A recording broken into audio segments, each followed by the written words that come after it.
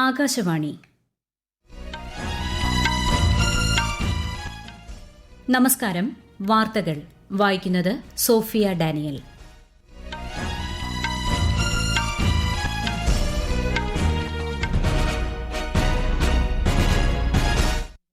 പ്രധാന വാർത്തകൾ. ഗവേഷണത്തിനും നവീകരണത്തിനുമുള്ള വിഭവങ്ങളുടെ വിനിയോഗം ശാസ്ത്രീയമായി നിരീക്ഷിക്കണമെന്ന് പ്രധാനമന്ത്രി നരേന്ദ്രമോദി. സെമികോൺ ഇന്ത്യ എക്സ്പോ മാർട്ടിന് നാളെ ഗ്രേറ്റർ നോയിഡയിൽ പ്രധാനമന്ത്രി തുടക്കം കുറിക്കും. സൈബർ കുറ്റകൃത്യങ്ങൾ തടയാൻ ലക്ഷ്യമിട്ട് അടുത്ത 5 വർഷത്തിനുള്ളിൽ 5000 സൈബർ കമാൻഡോകൾക്ക് പരിശീലനം നൽകുമെന്ന് കേന്ദ്ര ആഭ്യന്തരമന്ത്രി അമിത്ഷാ. യുഎന്നിൽ കൂടുതൽ രാജ്യങ്ങൾക്ക് സ്ഥിരാംഗത്വം നൽകുന്ന കാര്യം പരിഗണിക്കണമെന്ന നിർദ്ദേശം മുന്നോട്ടുവച്ച് ഇന്ത്യ. രാജ്യത്തെ ഇലക്ട്രിക് വാഹനങ്ങളുടെ വിൽപ്പന 2030ഓടെ പ്രതിവർഷം 1 കോടിയിലെത്തുമെന്ന് കേന്ദ്രമന്ത്രി നിതിൻ ഗഡ്കരി. കേരളത്തിൽ 2000 ഓണസമൃദ്ധി കർഷക ചന്തകൾക്കും കുടുംബശ്രീ ഓണം വിപണന മേളകൾക്കും തുടക്കമായി. വാർത്തകൾ വിശദമായി. ഗവേഷണത്തിനും നവീകരണത്തിനുമുള്ള വിഭവങ്ങളുടെ വിനിയോഗം ശാസ്ത്രീയമായി നിരീക്ഷിക്കണമെന്ന് പ്രധാനമന്ത്രി നരേന്ദ്രമോദി. ദേശീയ വിദ്യാഭ്യാസ നയം 2020ന്റെ ശുപാർശ പ്രകാരം രൂപീകരിച്ച അനുസന്ധാൻ ദേശീയ ഗവേഷക ഫൌണ്ടേഷന്റെ ആദ്യ ഭരണസമിതി യോഗത്തിന് ന്യൂഡൽഹിയിൽ അധ്യക്ഷത വഹിക്കുകയായിരുന്നു പ്രധാനമന്ത്രി. ഗവേഷണം പ്രോത്സാഹിപ്പിക്കും വിധം രാജ്യത്തെ ശാസ്ത്ര സാങ്കേതിക മേഖലയെ പുനഃസംഘടിപ്പിക്കുന്നത് സംബന്ധിച്ച ചർച്ചകൾ യോഗത്തിൽ നടന്നു. ഗവേഷണ വിവരങ്ങൾ വേഗത്തിൽ ലഭ്യമാക്കാൻ സഹായിക്കുന്ന ഡാഷ്ബോർഡ് സജ്ജീകരിക്കണമെന്നും പ്രധാനമന്ത്രി പറഞ്ഞു.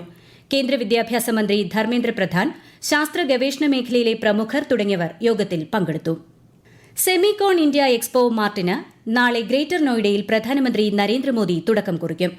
അർദ്ധചാലക രംഗത്തെ ഇന്ത്യയുടെ ഭാവി രൂപപ്പെടുത്താൻ ലക്ഷ്യമിട്ടാണ് 3 ദിവസത്തെ മേള സംഘടിപ്പിക്കുന്നത്. മേഖലയുമായി ബന്ധപ്പെട്ട വിദഗ്ധർ പരിപാടിയിൽ പങ്കെടുക്കും. രാജ്യത്തിന്റെ അർദ്ധചാലക നയം ലോകത്തിനു മുന്നിൽ പരിചയപ്പെടുത്തുന്ന വേദി കൂടിയായി സമ്മേളനം മാറും. സൈബർ കുറ്റകൃത്യങ്ങൾ തടയാൻ ലക്ഷ്യമിട്ട് അടുത്ത 5 വർഷത്തിനുള്ളിൽ 5000 സൈബർ കമാൻഡോകൾക്ക് പരിശീലനം നൽകുമെന്ന് കേന്ദ്ര ആഭ്യന്തരമന്ത്രി Amit Shah. Indian cyber crime coordination സെന്ററിന്റെ സ്ഥാപക ദിനാഘോഷങ്ങളെ ന്യൂഡൽഹിയിൽ അഭിസംബോധന ചെയ്യുകയായിരുന്നു അദ്ദേഹം. ദേശീയ സുരക്ഷയിലെ പ്രധാനപ്പെട്ട ഘടകമാണ് സൈബർ സുരക്ഷ. സൈബർ സുരക്ഷയില്ലാതെ രാജ്യപുരോഗതി സാധ്യമല്ലെന്നും ശ്രീ അമിത്ഷാ വ്യക്തമാക്കി. സൈബർ കുറ്റകൃത്യങ്ങൾക്കെതിരായ സംരക്ഷണത്തിനുള്ള പ്രധാന സംരംഭങ്ങൾക്കും കേന്ദ്ര ആഭ്യന്തരമന്ത്രി ചടങ്ങിൽ തുടക്കം കുറിച്ചു. സൈബർ ഫ്രോഡ് മിറ്റിഗേഷൻ സെന്ററും അദ്ദേഹം രാജ്യത്തിന് സമർപ്പിച്ചു. സ്ത്രീകൾക്കും കുട്ടികൾക്കുമെതിരെയുള്ള ഓൺലൈൻ അതിക്രമങ്ങൾ തടയുന്ന പ്രവർത്തനങ്ങൾക്കായുള്ള പുരസ്കാരം ചടങ്ങിൽ കേരളത്തിനുവേണ്ടി സംസ്ഥാന പോലീസ് മേധാവി ഏറ്റുവാങ്ങി. യുഎന്നിൽ കൂടുതൽ രാജ്യങ്ങൾക്ക് സ്ഥിരാംഗത്വം നൽകുന്ന കാര്യം പരിഗണിക്കണമെന്ന നിർദ്ദേശം മുന്നോട്ടുവച്ച് ഇന്ത്യ. പ്രത്യേകിച്ച് ആഫ്രിക്കൻ രാജ്യങ്ങളുടെ പങ്കാളിത്തം വർദ്ധിപ്പിക്കണമെന്നാണ് ആവശ്യം. സുരക്ഷാ കൌൺസിലിലെ ഭിന്നതകൾ സമാധാന ശ്രമങ്ങളെ ബാധിക്കുന്നതായും ഇന്ത്യ ചൂണ്ടിക്കാട്ടി. യുഎന്നിലെ ഇന്ത്യയുടെ സ്ഥിരാംഗമായി പുതുതായി നിയമിതനായ പി ഹാരിഷ് നടത്തിയ ആദ്യ പ്രസംഗത്തിലാണ് ഇക്കാര്യം വ്യക്തമാക്കിയത്. രാജ്യത്തെ ഇലക്ട്രിക് വാഹനങ്ങളുടെ വിൽപ്പന 2030ഓടെ പ്രതിവർഷം 1 കോടിയിലെത്തുമെന്ന് കേന്ദ്രമന്ത്രി നിതിൻ ഗഡ്കരി. ഇതിലൂടെ 5 കോടി തൊഴിലവസരങ്ങൾ സൃഷ്ടിക്കാനാകുമെന്നും ന്യൂഡൽഹിയിൽ സൊസൈറ്റി ഓഫ് ഇന്ത്യൻ ഓട്ടോമൊബൈൽ മാനുഫാക്ചറേഴ്സിന്റെ 64ാമത് വാർഷിക സമ്മേളനത്തെ അഭിസംബോധന ചെയ്യവെ അദ്ദേഹം പറഞ്ഞു. ഏകദേശം 30 ലക്ഷം ഇലക്ട്രിക് വാഹനങ്ങളാണ് രാജ്യത്ത് രജിസ്റ്റർ ചെയ്തിരിക്കുന്നത്. 2023-24 കാലയളവിൽ 400 സ്റ്റാർട്ടപ്പുകളാണ് ഈ മേഖലയിൽ പ്രവർത്തനം ആരംഭിച്ചത്. വാഹനം പൊളിക്കൽ നയത്തിനനുസരിച്ച് നൂതന ആശയങ്ങളുമായി മുന്നോട്ടു വരാൻ ശ്രീ നിതിൻ ഗഡ്കരി വാഹന നിർമ്മാണ കമ്പനികളോട് ആഹ്വാനം ചെയ്തു. Now India has 3 crore end-of-life vehicles. The fitness center is a problem. For scrapping center, for fitness center, we need your cooperation.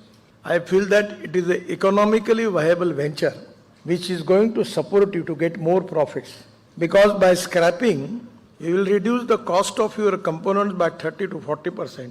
90% of the material which can be recycling, and because of that, your profit margin will be increased and you can reduce the cost of your final product. ഭൂമിയുടെ ക്ഷേമത്തിന് അത്യാവശ്യമായ ഘടകമാണ് പാരിസ്ഥിതിക സുസ്ഥിരത എന്ന് കേന്ദ്ര സഹമന്ത്രി HD. Kumaraswamy. കേവലം പരിഗണനാ വിഷയം മാത്രമല്ല ഇതെന്ന് ന്യൂഡൽഹിയിൽ ഗ്രീൻ സ്റ്റീൽ റിപ്പോർട്ട് പ്രകാശന ചടങ്ങിനെ അഭിസംബോധന ചെയ്യവെ അദ്ദേഹം വ്യക്തമാക്കി. സ്റ്റീൽ മേഖലയ്ക്ക് പരിസ്ഥിതിയിൽ വൻ സ്വാധീനം ചെലുത്താനാവുമെന്നും അദ്ദേഹം കൂട്ടിച്ചേർത്തു. സ്റ്റീൽ മേഖലയെ കാർബൺ മുക്തമാക്കുന്ന വിഷയം ചർച്ച ചെയ്യുന്ന സ്റ്റീൽ മേഖലയുടെ ഹരിതവൽക്കരണം സുസ്ഥിരതയിലേക്കുള്ള പാത എന്ന റിപ്പോർട്ട് ശ്രീ കുമാരസ്വാമി പ്രകാശനം ചെയ്തു. കേന്ദ്ര പെട്രോളിയം പ്രകൃതിവാതക മന്ത്രി ഹർദീപ് സിംഗ് പുരി UAE വ്യവസായ മന്ത്രി സുൽത്താൻ അഹമ്മദ് അൽ ജാബറുമായി ന്യൂഡൽഹിയിൽ കൂടിക്കാഴ്ച നടത്തി. അനുദിനം വളരുന്ന ഇന്ത്യ UAE ഊർജ്ജ പങ്കാളിത്തത്തെക്കുറിച്ച് ചർച്ച ചെയ്ത നേതാക്കൾ സുപ്രധാന കരാറുകളിൽ ഒപ്പുവെക്കുകയും ചെയ്തു. ഹൈഡ്രോ കാർബൺ മൂല്യ ശൃംഖലയിലെ സമഗ്ര പങ്കാളിത്തം ശക്തിപ്പെടുത്തുന്നതിനുള്ള സാധ്യതകളും കൂടിക്കാഴ്ചയിൽ ചർച്ചയായി. ഈ വാർത്തകൾ ആകാശവാണിയിൽ നിന്ന്. UAEയുമായുള്ള ബന്ധം രാജ്യത്തിന് അഭിമാനവും അയൽ രാജ്യങ്ങളെ മോഹിപ്പിക്കുന്നതുമാണെന്ന് കേന്ദ്രമന്ത്രി പീയൂഷ് ഗോയൽ.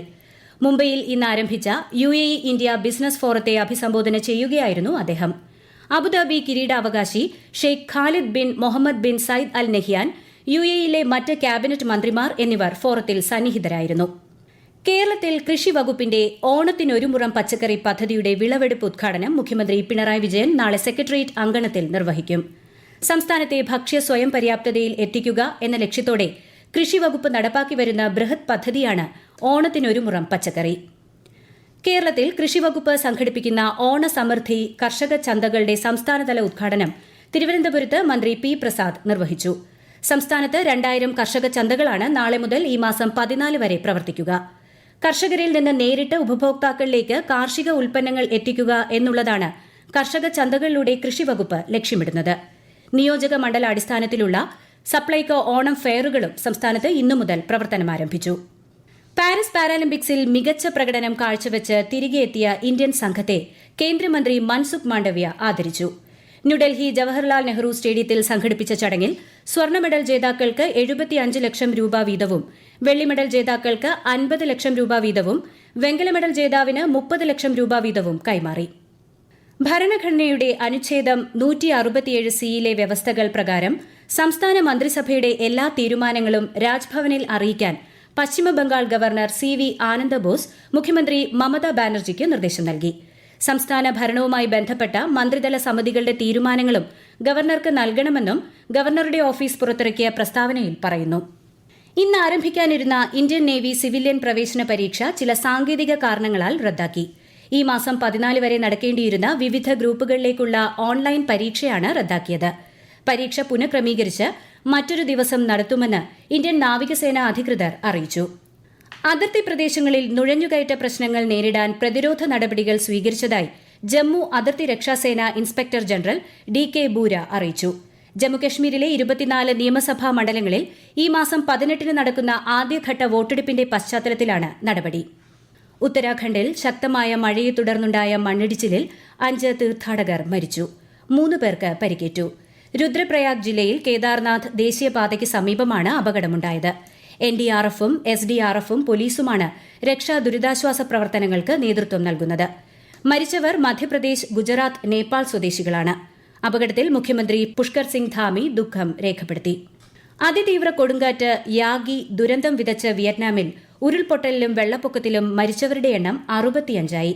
39 പേരെ കാണാതായെന്നും രാജ്യത്തെ കാർഷിക ഗ്രാമവികസന മന്ത്രാലയം അറിയിച്ചു. വടക്കൻ വിയറ്റ്നാമിലെ ഫൌങ് ചൌ പാലം തകർന്ന് നിരവധി പേർ അപകടത്തിൽപ്പെട്ടു. ഇവിടെ രക്ഷാപ്രവർത്തനങ്ങൾ പുരോഗമിക്കുകയാണ്.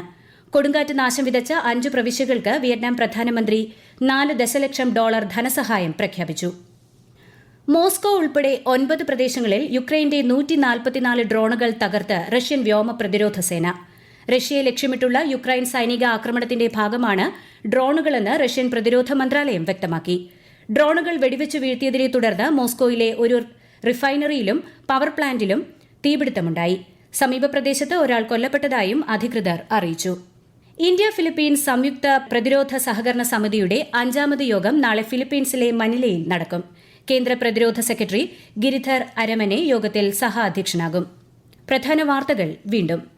ഗവേഷണത്തിനും നവീകരണത്തിനുമുള്ള വിഭവങ്ങളുടെ വിനിയോഗം ശാസ്ത്രീയമായി നിരീക്ഷിക്കണമെന്ന് പ്രധാനമന്ത്രി നരേന്ദ്രമോദി.